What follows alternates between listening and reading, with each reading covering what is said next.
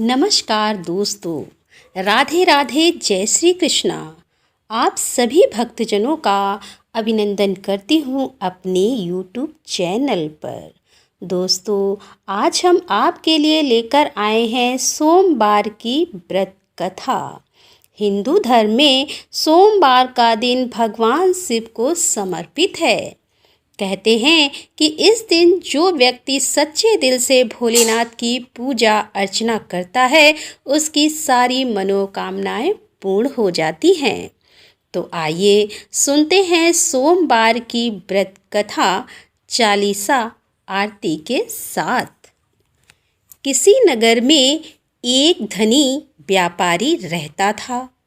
दूर दूर तक उसका व्यापार फैला हुआ था। नगर के सभी लोग उस व्यापारी का सम्मान करते थे। इतना सब कुछ संपन्न होने के बाद भी वह व्यापारी बहुत दुखी था, क्योंकि उसके कोई पुत्र नहीं था, जिस कारण अपने मृत्यु के पश्चात व्यापार के उत्तराधिकारी की चिंता उसे हमेशा सताती रहती थी। पुत्र प्राप्ति की इच्छा से व्यापारी प्रत्येक सोमवार भगवान शिव की व्रत पूजा किया करता था और शाम के समय शिव मंदिर में जाकर शिव जी के सामने घी का दीपक जलाया करता था। उसकी भक्ति देखकर माँ पार्वती प्रसन्न हो गईं और भगवान शिव से उस व्यापारी की मनोकामना पूर्ण करने का निवेदन किया। भगवान शिव जी बोले कि इस संसार में सबको उसके कर्म के अनुसार फल की प्राप्ति होती है। जो प्राणी जैसा कर्म करते हैं, उन्हें वैसा ही फल प्राप्त होता है। शिव जी द्वारा समझाने के बावजूद माँ पार्वती नहीं मानी और उस व्यापारी की मनोकामना पूर्ति हेतु वे शिव जी से बार बार अनुरोध करती रहीं। अतः माता के आग्रह को देखकर भगवान भोलेनाथ को उस व्यापारी को पुत्र प्राप्ति का वरदान देना पड़ा। वरदान देने के पश्चात भोलेनाथ माँ पार्वती से बोले कि आपके आग्रह पर मैंने पुत्र प्राप्ति का वरदान तो दे दिया, परंतु इसका यह पुत्र 16 वर्ष से अधिक समय तक जीवित नहीं रहेगा। उसी रात भगवान शिव उस व्यापारी के स्वप्न में आए और उसे पुत्र प्राप्ति का वरदान दिया और उसके पुत्र के 16 वर्ष तक जीवित रहने की भी बात बताई। भगवान के वरदान से व्यापारी को खुशी तो हुई, लेकिन पुत्र की अल्प आयु की चिंता ने उस खुशी को नष्ट कर दिया। व्यापारी पहले की तरह सोमवार के दिन भगवान शिव का विधिवत व्रत करता रहा। कुछ महीनों के बाद उसके घर एक अति सुंदर बालक ने जन्म लिया और घर में खुशियां ही खुशियां भर गईं। बहुत धूमधाम से पुत्र जन्म का समारोह मनाया गया, परंतु व्यापारी को पुत्र जन्म की अधिक खुशी नहीं हुई, क्योंकि उसे पुत्र की अल्प आयु के रहस्य का पता था। जब पुत्र 12 वर्ष का हुआ तो व्यापारी ने उसे उसके मामा के साथ पढ़ने के लिए वाराणसी भेज दिया। लड़का अपने मामा के साथ शिक्षा प्राप्ति हेतु चल दिया। रास्ते में जहाँ भी मामा भांजे विश्राम हेतु रुकते, वहीं यज्ञ करते और ब्राह्मणों को भोजन कराते। लंबी यात्रा के बाद मामा भांजे एक नगर में पहुँचे। उस दिन नगर के राजा की कन्या का विवाह था, जिस कारण पूरे नगर को सजाया गया था।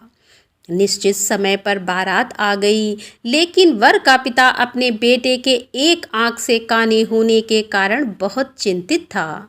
उसे भय था कि इस बात का पता चलने पर कहीं राजा विवाह से इनकार ना कर दे।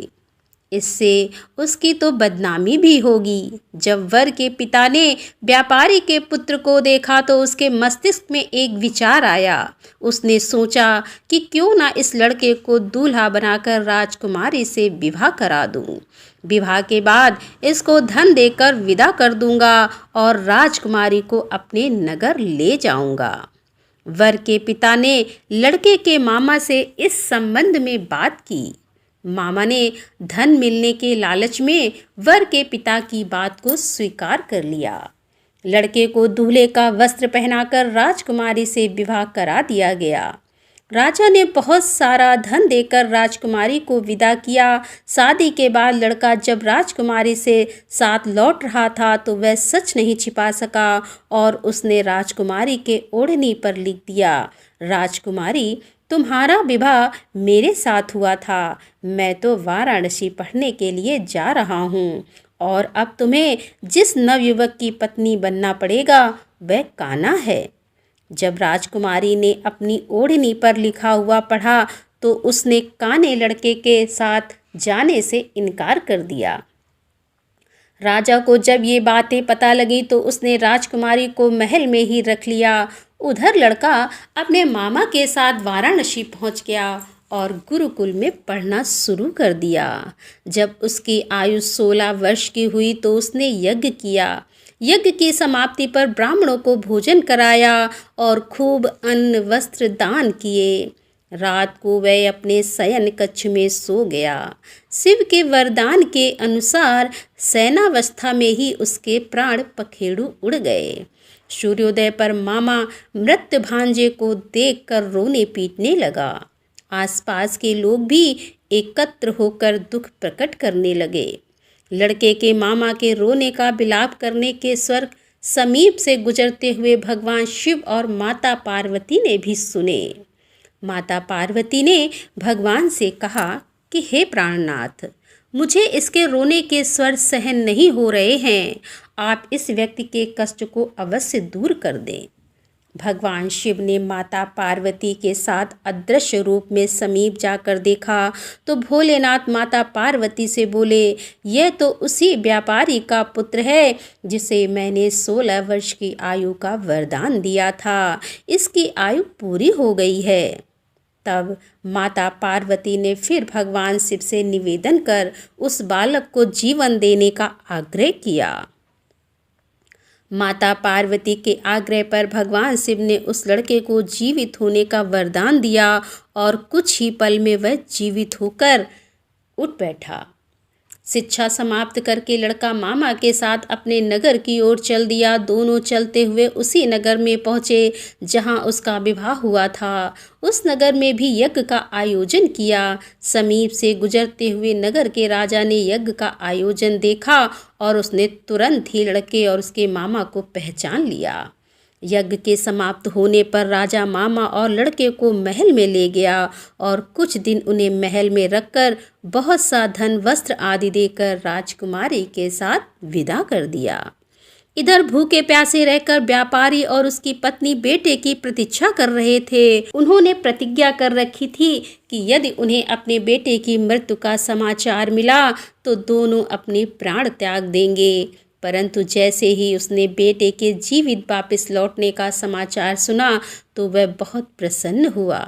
वह अपनी पत्नी और मित्रों के साथ नगर के द्वार पर पहुंचा और अपने बेटे के विवाह का समाचार सुनकर पुत्र वधू राजकुमारी को देखकर उसकी खुशी का ठिकाना न रहा। उसी रात भगवान शिव ने व्यापारी के स्वप्न में आकर कहा कि हे श्रेष्ठ जी, मैंने तेरे सोमवार के व्रत करने और व्रत कथा सुनने से प्रसन्न होकर तेरे पुत्र को लंबी आयु प्रदान की है। पुत्र की लंबी आयु जानकर व्यापारी तो बहुत प्रसन्न हुआ। शिव भक्त होने तथा सोमवार का व्रत करने से व्यापारी की सभी मनोकामनाएं पूर्ण हुई। इसी प्रकार जो भक्त सोमवार का विधिवत व्रत करते हैं और व्रत कथा सुनते हैं उनकी सभी इच्छाएं पूरी होती हैं। तो हे भोलेनाथ, हे माता पार्वती, जिस प्रकार आपने उस साहूकार के बेटे को दीर्घ आयु दी उसी तरह हम सभी भक्तों को दीर्घ आयु प्रदान करना। वो शंकर भगवान की जय। दोस्तों, अब हम सुनेंगे शिव की चालीसा। जय गणेश गिरजा सुवन मंगल मूल सुजान, कहते अयोध्या दास तुम देहु अभय वरदान। जय जय जय गिरजापति दीन दयाला, सदा करत संतन प्रतिपाला। भाल चंद्रमा सोहत नीके, कानन कुंडल नाग फनीके। अंग गौर सिस गंग बहाए, मुंड माल तन छार लगाए। वस्त्र खाल बागंबर सोहे, छवि को देखी नाग मन मोहे। मैना मातु की हबै दुलारी, बाम अंग सोबत छवि न्यारी। कर त्रिशूल सोहत छवि भारी, करत सता शत्रुघ्न छयकारी।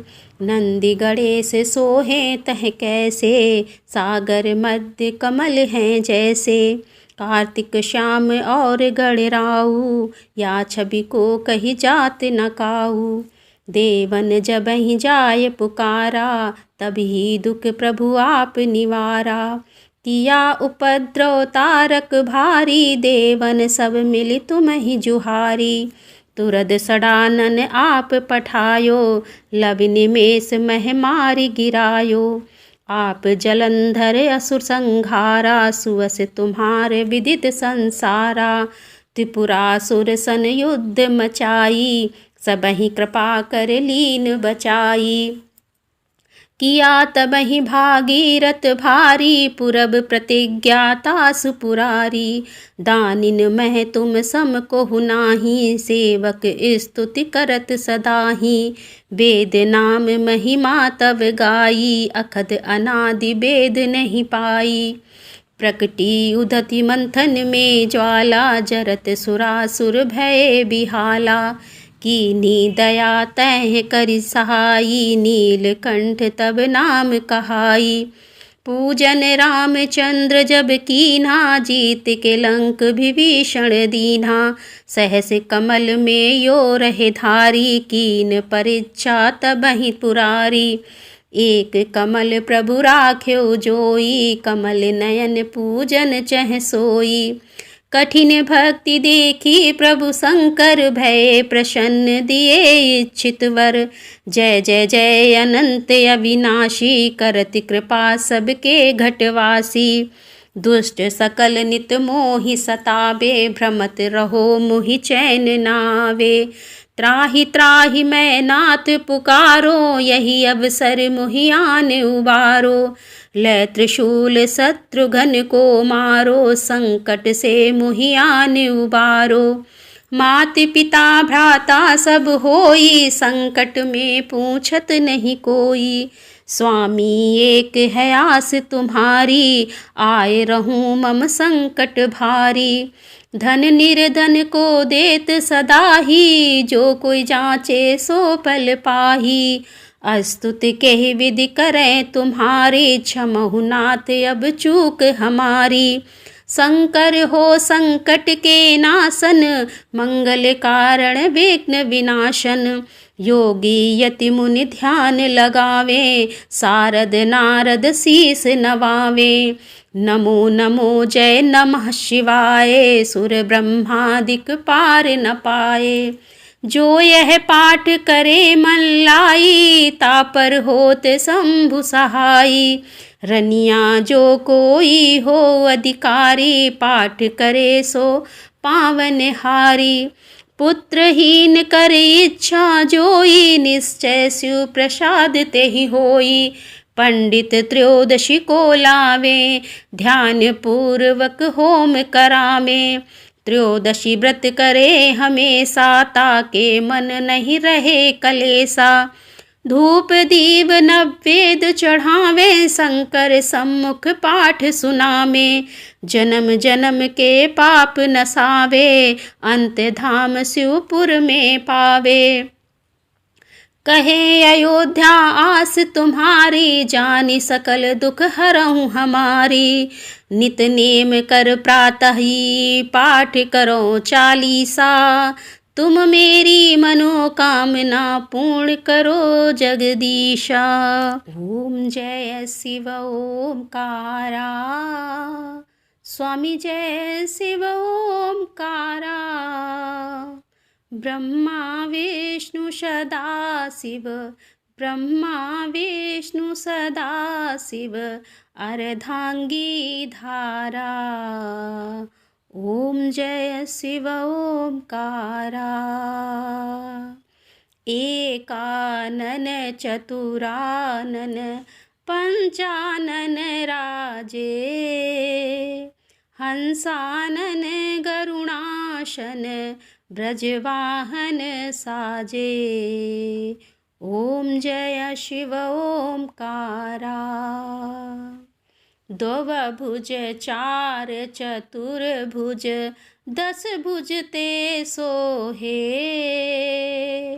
त्रिगुण रूप निरखते, त्रिभुवन जन मोहे। ॐ जय शिव ओंकारा। अक्षमाला बनमाला मुंडमाला धारी, चंदन मृग मद चंदा भोले शुभकारी। ॐ जय शिव ओंकारा। श्वेतांबर पीतांबर बागंबर अंगे, शनकादिक गरुणादिक भूतादिक संगे। ॐ जय शिव ओंकारा। कर मध्य कमंडल चक्र त्रिशूलधारी, सुखकारी दुखहारी जगपालनकारी। ॐ जय शिव ओंकारा।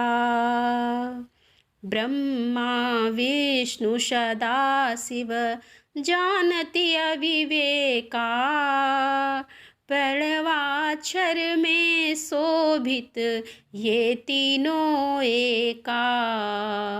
ॐ जय शिव ओंकारा।